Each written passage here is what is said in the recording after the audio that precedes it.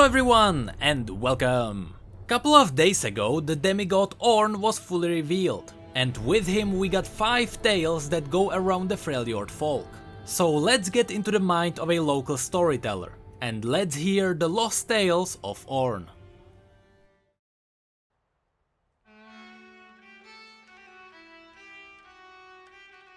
I have never seen the Forgotten God. My grandmother told me these tales, but she never saw the Forgotten God either. Nor did the grandmother before her, or hers before her, 1,000 times over. His legends endure only around crackling fires and meals of roasted fish. The further back we trace our ancestors, the truer the tales become.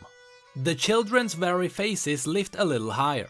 Firelight dances on their cheeks, but pain lives in their eyes. Gods dwell around us, in the sky, in between clumps of soil, and behind the veil of stars. We need only to seek their favor, to channel their being into our hearts and deeds. For instance, on the sea, it is so cold that your eyeballs might freeze solid in their sockets. No, it's true. But when sailors rub blubber on their faces and think about the seal sister, whose true name is forgotten, they are protected from the icy ocean winds. Others, such as Volibear, refuse to allow their own legends to fade, and still stalk this world.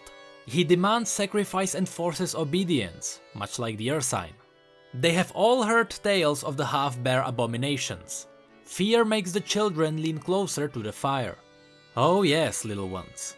We may speak later of the bear-skinned Stormbearer, but the less said about him the better. Like grandmother used to say, once they lean closer to the fire, they are yours. Instead, these stories concern the firstborn of the gods. Ornn was the firstborn of his brothers and sisters. He leapt into the world, itching for a fight. This was not so easy, however. Trees were weak adversaries, snapping far too easily. Icebergs melted at his touch, running away into the sea. Frustrated, he punched a mountain. The mountain did not yield. Ornn was pleased by this, so he challenged the land itself for a good-natured brawl. As Ornn wrestled with the land, he dented and bruised it, shaping all of the Freljord that we know today. He headbutted mountains from the plains and pounded down deep valleys. When he was tired, Ornn thanked the land for the glorious match. The land responded by opening a fiery pit, showing him its very heart. And he was honored to see it was a reflection of him, a fiery ram. The land had deemed Ornn worthy and bestowed its secret to him, gifting him the strength of primordial flame. For fire is the true agent of change. He looked at the landscape that was the result of his fight and nodded. It would do. After this, Ornn set himself to building tools and weapons.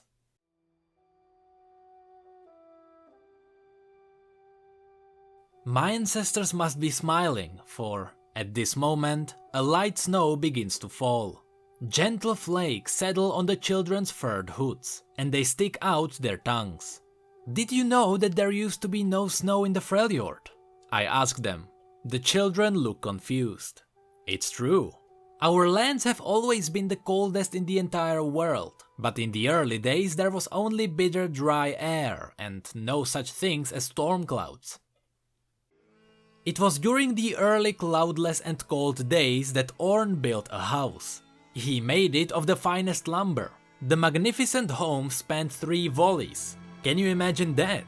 After completing his majestic horn hall, Ornn appraised his work. Good, he said. These were the days before language, so this was a compliment indeed. Now his sister Anivia was annoyed. Ornn had felled her favorite perching trees to build his home, so she decided to teach him a lesson. While Ornn was sleeping, she flew in through his bedroom window. Then she tickled his nose with one of her feathers, causing him to sneeze a gout of flame that set fire to the bedsheets. The bedsheets set the floor ablaze. Anivia panicked and flapped her wings to fly away, but this only stoked the fire hotter with the dry Freljord air. Soon all of Hornhall was alight. The fire raged for days, darkening the skies with ash. And of course Ornn slept through the whole thing. He awoke atop of pile of ashes in a very bad mood, for he had not had a restful sleep. But he did not know what Anivia had done, and to this day she has never told him the truth. I complimented my own handiwork, and look where it got me, said Ornn, surveying the damage. Never again will I pat myself on the back. I shall let the quality of my work speak for itself. Ornn had one goal in particular for his next home. He did not want it to be flammable. He fashioned himself a spade, a lever and a fork. With these tools he could dig for ore, move mighty pillars, and eat the delicious spiced cherries he so enjoyed. He hammered and shaped chunks of ore until a black mountain stood. Inside was a great forge that channeled the primordial molten flame from deep within the earth. He was pleased with his hearth home, but it was too hot inside to dwell comfortably, even for Ornn. So he dug a trench from the sea straight to the mountain.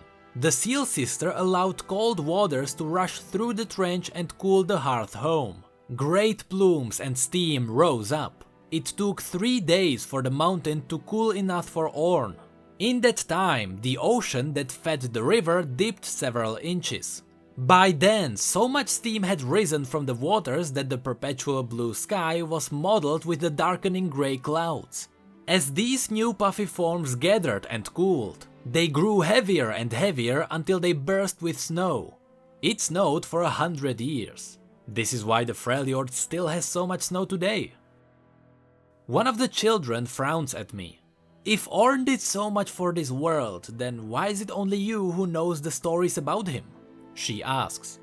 The girl is young, but she has already seen so much hardship that her hair has several shocks of silver running through it. There is one tale that answers this very question, I reply. Would you like to hear it? The children's eager faces say it all. Once there were 3 sisters who needed Ornn's help in saving their world. Ornn, however, did not care to help anyone save any world, anywhere.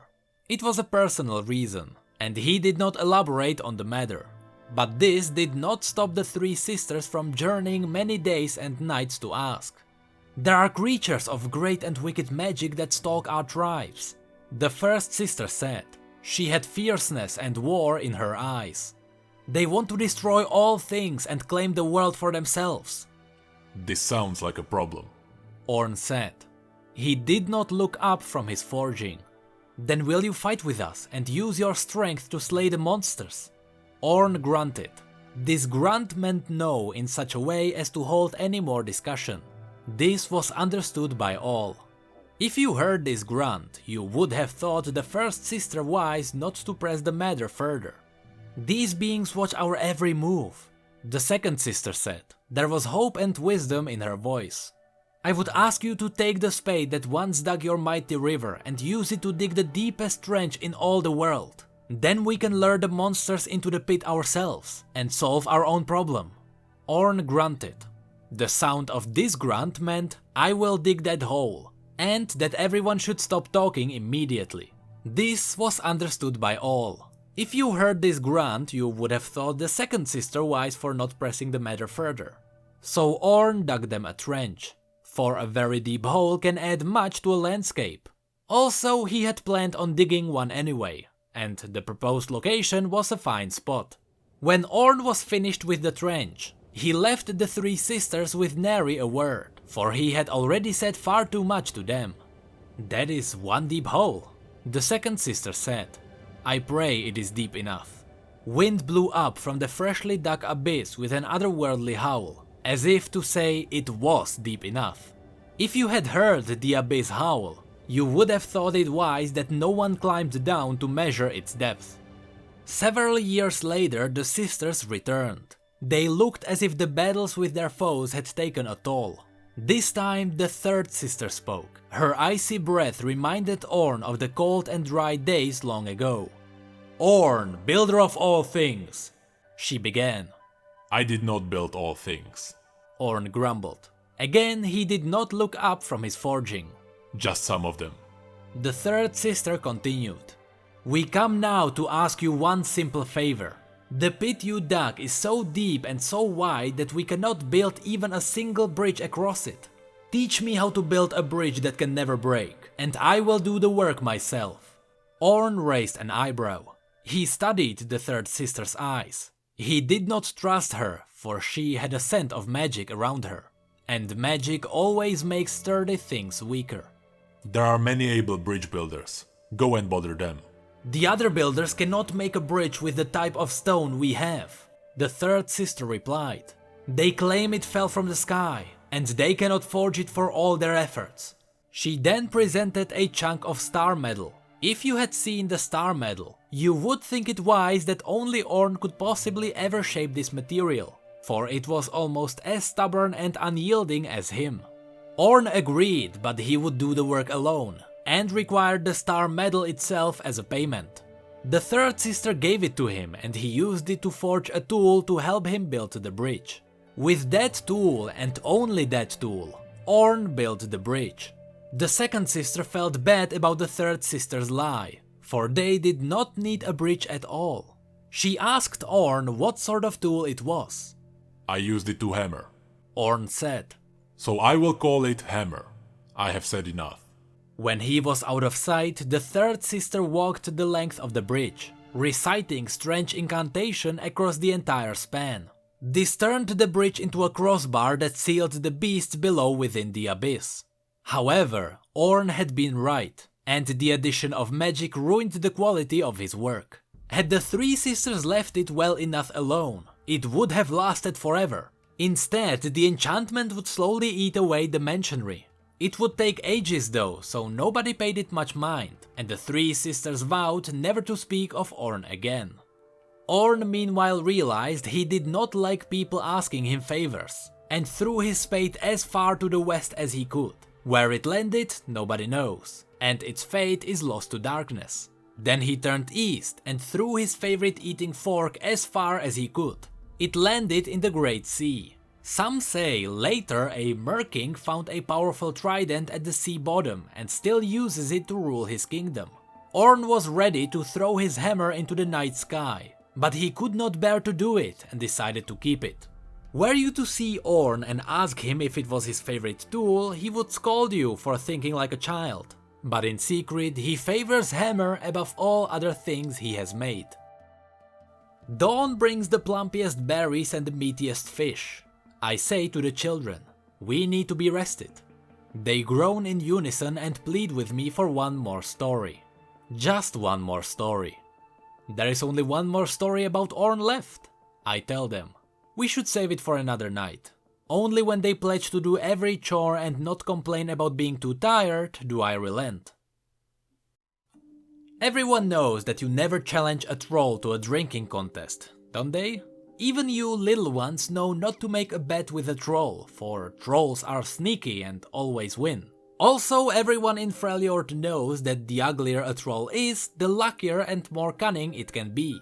Unfortunately, Ornn did not know any of these things.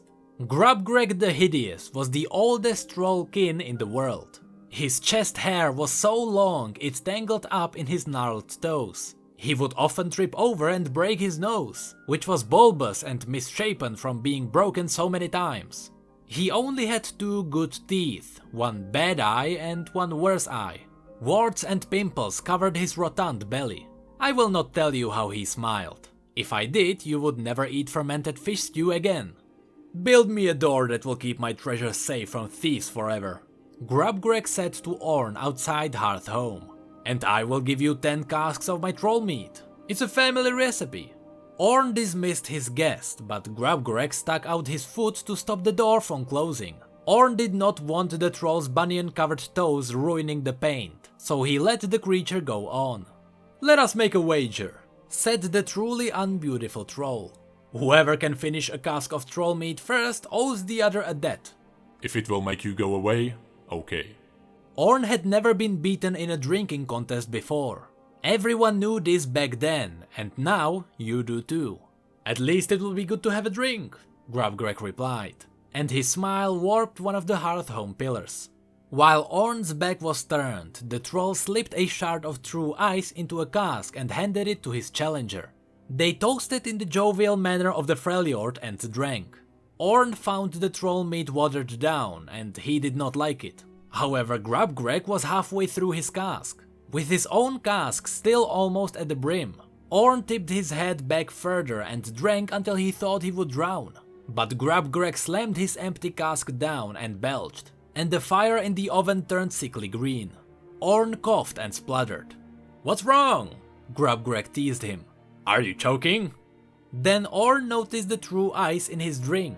It was perpetually melting and watering down the troll meat. No matter how much he chugged, the true ice had replaced it. He smashed the cask down with one hand. "You cheated," Ornn said. His angry voice set off an earthquake that sunk a few islands.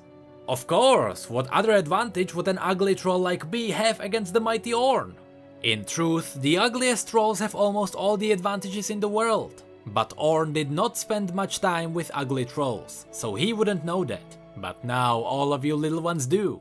"A deal is a deal," Grabgreg reminded him. "My word is as good as my hammer, Ornn grumbled. even if I was cheated." So Ornn labored for 10 days and built the single best door anyone had ever built. He adorned it with a ram's head like his own, and the one at the heart of the Freljord. It was impervious to magic and lockpickers alike.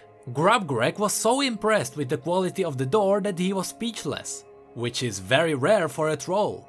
Ornn fastened the door in front of the troll's cave, which was on top of the troll's mountain, and where all the ugliest trollkin in history had hid their treasure. With a grunt, Ornn trundled off, leaving Grabgreg admiring his new door. When he had regained his wits, Grabgreg realized it had been a day since he last counted his gold, and he was growing anxious. But he could find no way to open the door. None at all. Grabgreg tried brute force. The ram-faced door did not budge.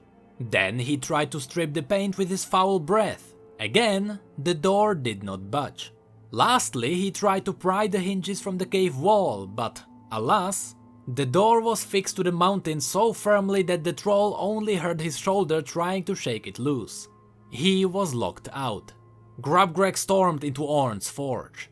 "What trickery is this?" he shouted. His breath was so bad the forge fire nearly flickered out. "There is no trickery," Ornn replied, stoking the flames back to life. "You told me to build a door that would keep your treasure safe from thieves forever, and I did. The door will stand longer than the mountain it is on. No one can break it. I made it just as you asked." "But I cannot get inside," Grabgreg cried. "And I stole nothing from you." "Time is more valuable than gold," Ornn said. "So you are a thief, and my work is as good as my word." Grabgreg tried for years to get back inside for his treasure, but the door never opened for him, and he could not even find a keyhole. With each attempt, the ram-headed door stared back at him, an eternal reminder of the time he cheated Ornn. And if you listen carefully, up in the mountains, you can hear greedy old Grabgreg's wails of anguish before any avalanche, even to this day. The children are fast asleep, snuggled into each other around the fire. I carry them one by one to the orphan's tent. Our tribe hasn't much to share, but we are not the Winter's Claw. The last child is still awake by the fire. He lies on his side. "Those stories aren't real," he says with the tiniest voice. It's the legless boy. "We found him half dead after our own village had been raided. We couldn't leave him. I couldn't leave him. So I wrapped his wounds in bandages and carried him on my shoulders. I think they are made up, or changed to help us go to sleep. A story is as real as we believe it is," I tell him as I settle down next to him. "There is a god who is good, but he doesn't care about us." I nod slowly. "I can see why you would think that, but that is not true. There is one more story I can tell you. It was the last story my grandmother told me before I blossomed into womanhood. She wanted me to be ready, for it is not like the others. But I think you have seen enough to be ready. What do you think?" The boy nods. I draw him closer to my chest and begin. Once, long before the splintering of the Freljord, Ornn had a legion of smiths who lived at the base of his mountain. They claimed to worship Ornn, but if you were to ask him, they were misguided, for he would say he had no followers.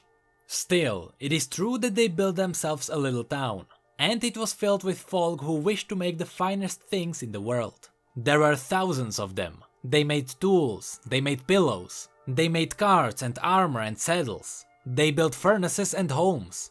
They called themselves the Hearth Blood, for they never felt the biting cold of the Freljord, and could tolerate the immense heat bubbling beneath their bare feet on the slopes of the Hearth home. They became the finest craftspeople in the world, and their workmanship was surpassed in quality only by Ornn's.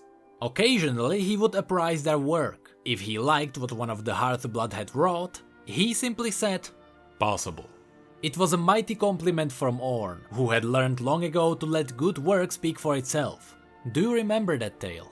Ornn never admitted that he admired the Hearth Blood, but deep inside his chest, his volcanic heart churned with respect for the hardworking people. They did not kneel or offer him sacrificed flesh. They did not turn his words into scriptures and spread them across the land to people who did not want to hear them. Instead, they focused on their work in silence. They were imaginative, resourceful, and hardworking. These Hearth Blood folks made Ornn smile, although nobody knew because they couldn't see the smile beneath the beard. One day, Volibear came to visit his brother Ornn. This was no friendly stop, for Ornn and his brother were never friendly, nor had they ever visited one another before. The Great Bear was going to make war and he needed weapons for his army. Ornn saw the army. Fierce aberrations, men twisted into shapes by their efforts to please Volibear. They were simple and fierce and quick to anger. "Give them swords and axes," Volibear demanded with wicked intent. "Give them armor and I will make it worth your while." "No," said Ornn, for he wanted no part in Volibear's warmongering. "Fine," said Volibear. "Have your followers do it instead. I do not care. Do this. I am your brother." This irked Ornn so much that his great horns flared with molten heat. "The people in the town below do not follow me. They build for themselves. They are quiet and work hard. That is all." But Volibear saw beneath his brother's words to the fiery heart in his chest. For all his flaws, Volibear was very good at reading others. "They are reflections of your own image." Ornn's horns grew red hot, and then white hot. "If I see you again, Volibear, I will beat you with an inch of your life," he growled. If you had heard this threat, you would think it wise for Volibear to leave and never return. But Volibear loved fighting, and he was not wise, so he took a piece of armor from the walls of Ornn's forge. "If you will not make me what I want, then I will take it." With that, Ornn charged at Volibear and smashed him with his horns. It was a powerful blow. It was so powerful a blow, the summit of the mountains shook. This was exactly what Volibear wanted. For centuries he had grown jealous of the love the Hearth Blood freely gave to his brother. It enraged the warbear. They fought so hard the base of the mountain trembled. So fierce was their fighting that molten stone exploded from the peak of Hearth Home. Lightning strikes barraged the mountainside, and geysers of flame gnashed from the cliffs. The skies grew black and red. The blood of the world ran through the highlands as the ground shook. People all over Freljord saw the results of the battle between Volibear and Ornn. When the smoke cleared, the mountain had lost its peak. But worse, the Hearth Blood were all dead, and their town was nothing but smoldering ruins and fading memory. For many centuries, the half mountain once called Hearth Home has stood silent. Every now and then a plume of smoke rises from the center where the peak once stood. Some say it is Ornn lighting his furnace to keep the fires under the surface of the world from going out. Others say he is building a great weapon that he will one day unleash. And there are others still who believe Ornn was killed by Volibear, for he has not been seen in Freljord since.